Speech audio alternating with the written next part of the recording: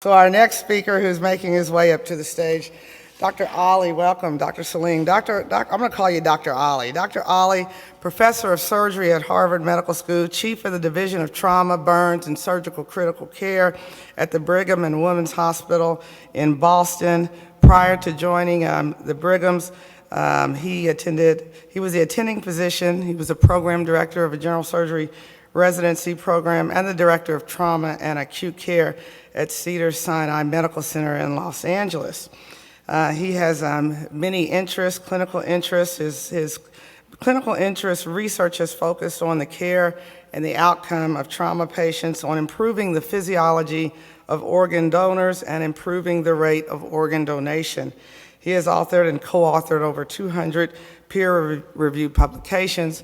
It's our pleasure to have him here, and he'll be speaking to us today on prehospital fluid intervention and shock. Welcome.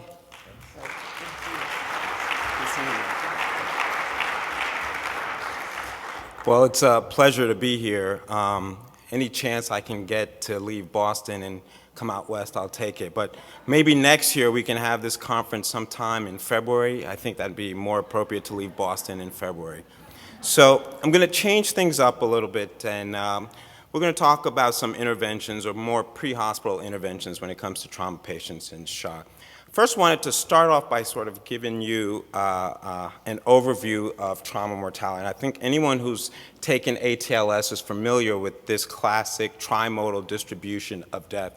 And this was introduced by Dr. Trunke, and the idea was that all trauma deaths can be categorized in terms of 3 time periods. So those immediate deaths that occur within that first hour, and that's the whole idea of ATLS, is that, helping patients in that golden hour. Then they have the early deaths that can occur up to about 4 hours. Then there's a third blip, which is about weeks later, which was patients who would die from multi-system organ failure. And that's sort of the classic teaching of the trimodal distribution. Now, this has actually been updated more recently, as you can see, as you try to compare what trauma deaths occurring now versus how they occurred back when Dr. Trunke had his seminal paper. It's actually, you see that the immediate deaths are the same, the early deaths are about the same, but if you look at the late deaths, it's actually sort of gone away. So those deaths that used to occur in the ICU from multi-system organ failure, they just don't occur anymore. So it's been updated now. So for trauma deaths, we sort of talk about a bimodal distribution of trauma deaths. There's the early deaths, and then there's the immediate deaths, and then there's the early deaths. And even if you try to sort of drill down even further in terms of when the deaths occur, we know that the immediate deaths can occur within the first hour. They either die at the scene or sometime within that first hour. And then just looking and you plot along in terms of hours, you can see the majority, the next blip or the next peak is between 1 and 6 hours. And what are our patients dying for? You can see sort of the majority of patients are either dying from head injury, those early deaths, or from hemorrhage. So if you add, it's about 45% of those immediate and early deaths are from hemorrhage. So if we just kind of revisit and kind of summarize what we're talking about in deaths, we have the immediate deaths that occur within an hour. So again, if it happens at the scene or within an hour, so that's either prevention or maybe some pre-hospital interventions that can help in terms of helping those deaths. And then there's the early deaths, 1 to 6 hours, and that's what happens and what we do in terms of our trauma centers. So, and that's sort of the introduction, to talk about how time is important, and maybe because of trying to do something from those immediate deaths, that's where these pre-hospital interventions, and more specifically pre-hospital fluid interventions, may make a difference. And because about 45% of those deaths are from hemorrhage, what I'm going to talk about or summarize are some of the interventions that pre-hospital personnel can do in terms of helping that hemorrhagic death. So I'm going to focus on just 4 things. We're going to talk about the pre-hospital administration of plasma, the pre-hospital administration of TXA, what's the role of fluids in terms of pre-hospital administration in patients with shock? And finally, just real quickly, I'm going to just talk about the idea of scoop and run, Schoop and Haul, as I have up here. So I'm going to start off with plasma. And the idea is, I think, we all have been to a number of trauma programs where they talk about this one-to-one resuscitation. Now it's sort of ingrained and it's become standard of care, whether it's one-to-one or the new proper study that's demonstrated could be either 1-to-2 or 1-to-1. And this was the original study that demonstrated that the ratio of plasma transfusion actually made a significant impact on mortality. So if you had about a 1-to-2 or 1-to-1, meaning 1 unit of blood versus 1 unit of FFP, or 2 units of blood versus 1 unit of FFP, it increases your survivability. And this was the first paper that demonstrated that. And that whole concept sort of bore out this concept of damage control resuscitation, where not only for a bleeding patient, you have to stop the bleeding, but it's also other interventions, like you want to minimize the crystalloid. You want to have that balanced ratio of plasma to RBCs. And the concept of permissive hypotension, that basically accepting lower blood pressure than you normally would accept. And that's the idea of damage control resuscitation. And part of that was the idea of the FFP, that balanced resuscitation. And if it's important in terms of taking care of these patients in the trauma center during the balanced resuscitation, why wouldn't it not be important starting in the pre-hospital time point? So we know that the use of plasma is associated with improved survival. The more plasma you use, you decrease the amount of blood products. And it also, in terms of lab studies, it decreases your inflammatory response with trauma. And one of the first studies to demonstrate this was this PROM study. It's basically a prospective study, 10 trauma centers, just sort of collecting data to see what the transfusion practices were. And they actually compared patients who got early FFP, early plasma, compared to those who actually got the 1-to-1, just to see what the benefit was. And they found that if you got early FFP within the first 2 hours of getting to the trauma center, it actually showed a significant improvement in mortality at various time points, whether it was 6 hours, 24 hours, 30 days. And they concluded that plasma transfusion was significantly associated with improved survival. So that's for early transfusion.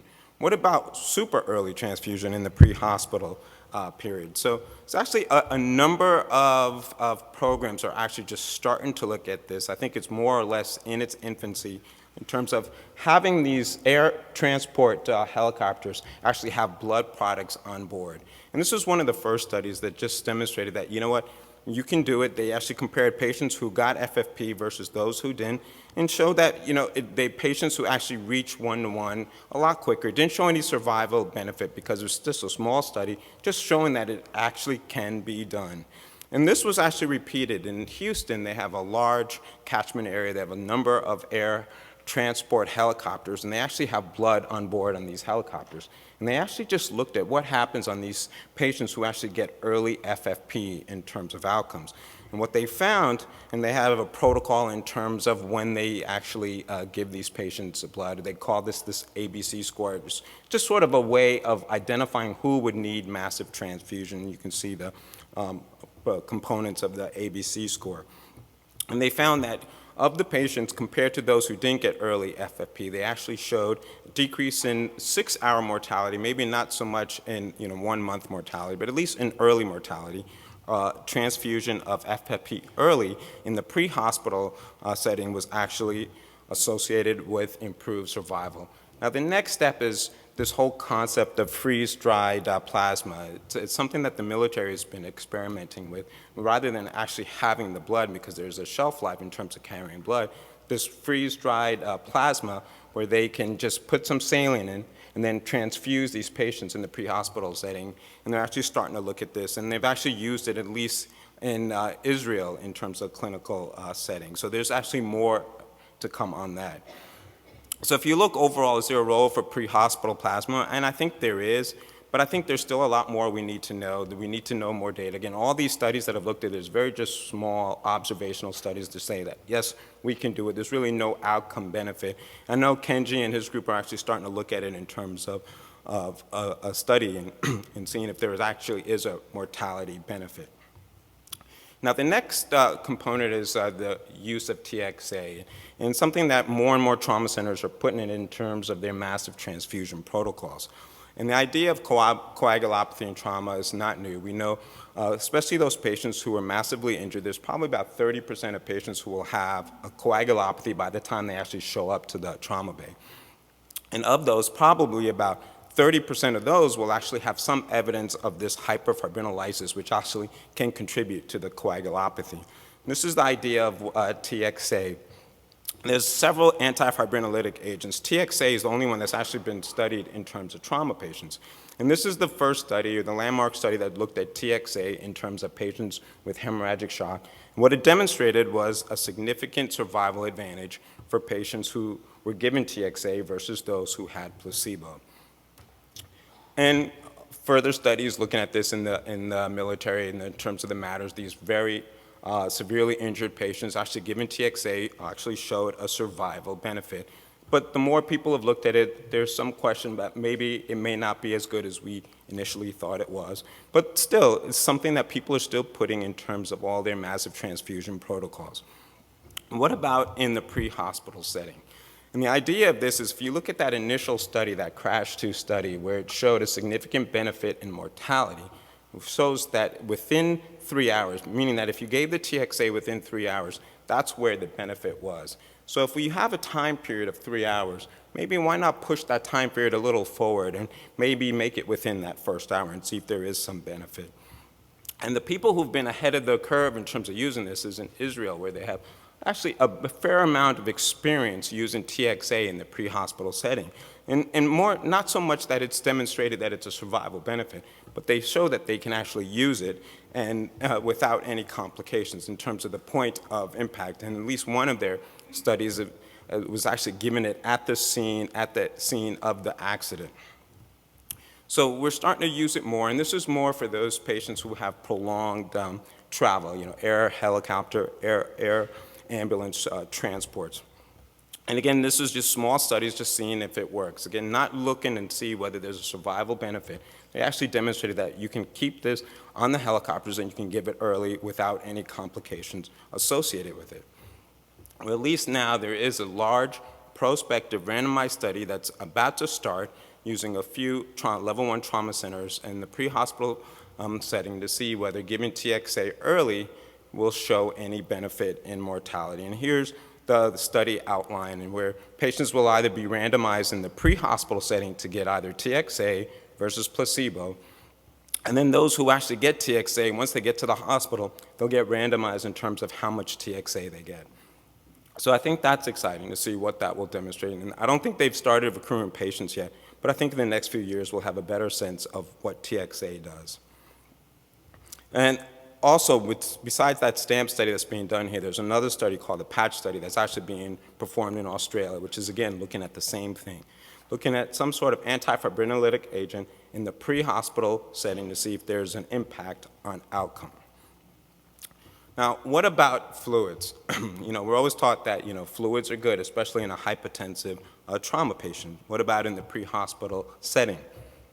But we do know that pre-hospital fluids, especially giving too much of it, is associated with bad outcome, whether it increases coagulopathy, it increases organ failure, prolonged hospitalization. Maybe there's this question about giving too much fluid in the pre-hospital setting.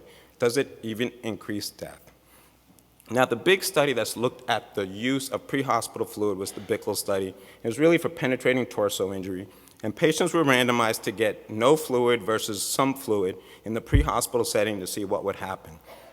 What they found was that those patients who got no fluid actually had a better outcome than those patients who got some fluid. And the idea was this whole pop the clot thing, where that if you're bleeding and your pressure is low, that's good, it's protective. But if you're giving fluid, it can raise the pressure and can pop the clot on those vessels that are bleeding, which could worsen bleeding and worsen outcome. So they concluded that aggressive administration of fluid and penetrating torso injuries is associated with worse outcomes, so those patients should not get fluid. But there's been a number of studies that are looking at the role of what pre-hospital fluids does to patients. And then this is also patients from the PROMPT study that just compared patients who got some fluid versus no fluid. And they found that those who got pre-hospital fluids was associated with lower in-hospital mortality. So this group, at least, and this included both penetrating and blunt, fluids are good. And then another study, this is just looking at hypertensive patients, blunt and penetrating, and you compared how much fluid they get. If they get a little bit of fluid, whether it's like half a liter to a liter, it actually decreases shock. It doesn't necessarily improve outcome, but at least it decreases shock. But if they get too much fluid, that's actually not good, because then it starts to increase or increase the coagulopathy and increase the likelihood of blood transfusion. So what is the right thing to do? What do we need to tell our pre-hospital providers? There's been a couple of consensus statements that at least trying to identify what we should be doing with fluids. This is based on the best available data. And this is the EAST guidelines, the Eastern Association for the Surgery of Trauma. And what they say is that, you know what, especially in the urban setting, you probably shouldn't put IVs out in the field. You should put IVs in the ambulance. And IV fluid should be withheld in patients with penetrating torso injuries, and that's based on that Bickle study.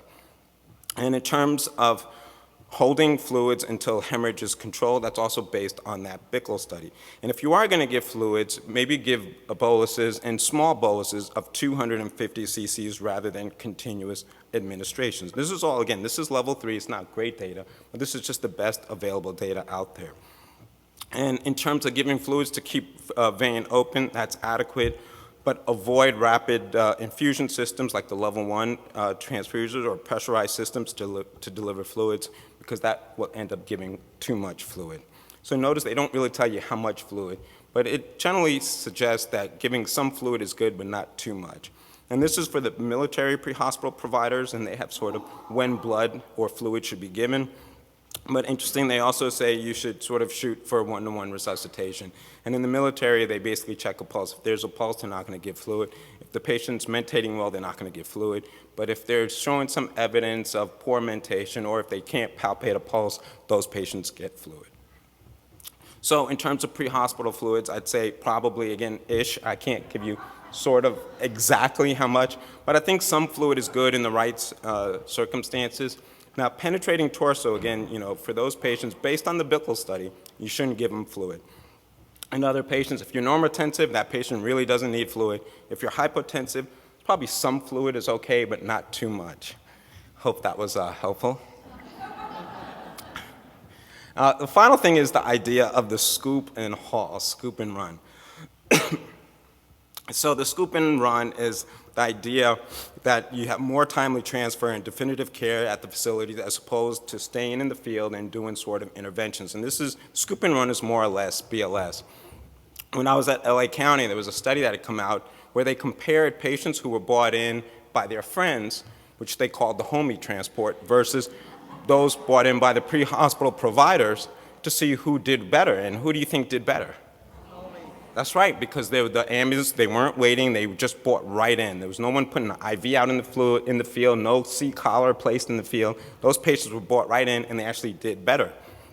Now, compare that to the stay and play or ALS, and proponents of that saying, well, you know what, there are certain interventions that are life-saving. You know, there's that needle decompression, what about intubation? And so maybe more or less in patients with head injury, there's been proven to be some outcome benefit in those ALS or stay-and-play circumstances.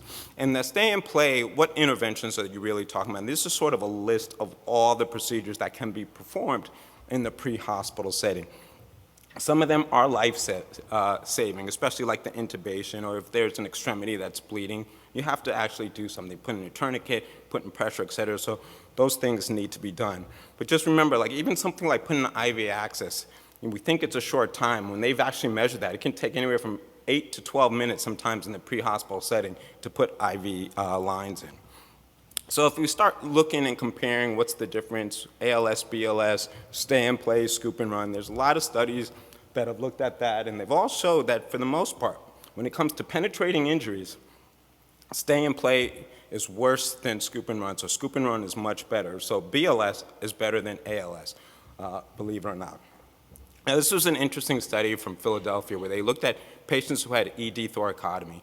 And even though their survival wasn't that high, it was overall 18% when there were actually no interventions performed in the field. But the more interventions that were performed, the lower the survivability came. So once they did anything like more than 2 procedures, there was no survivors in that setting. And they actually had another study that in Philly where they looked at those patients who were brought in by the police versus those that were brought in by the paramedics. They actually did better if they were brought in by the police because they were brought in straight from the field, from the scene. So I think if you look at an urban environment, it makes sense. You want to scoop and run. Penetrating injury, scoop and run. And ALS actually has been demonstrated to be worse than BLS in terms of who's transporting the patients. But in a rural environment, it makes sense. Sometimes there's long transport times. You really do have to do some intervention, and I think there is a benefit from ALS in these situations where patients have to be intubated, et cetera. So if I can summarize sort of all the pre-hospital interventions. So for plasma, I think there probably will be a role. Again, the data doesn't confirm it, but there's more and more times where we're using it, especially in those patients who have these helicopter transport, long transport times. Plasma will be something to look at. TXA, I think the study is being done now to see whether there is actually benefit. So the answer to that will be coming out soon. Fluids, and I'm going to hedge again, it depends. So it really, again, I think it's urban environment, penetrating torso, fluid you don't need because the transport times are slow or low. But if there's a longer transport time, some fluid is okay. If they're normotensive, you don't need fluid. If they're hypotensive, just enough fluid is appropriate. And then the idea of scoop and haul, I think in an urban environment, you definitely scoop and run. Just remember the homey transport, those patients do better, versus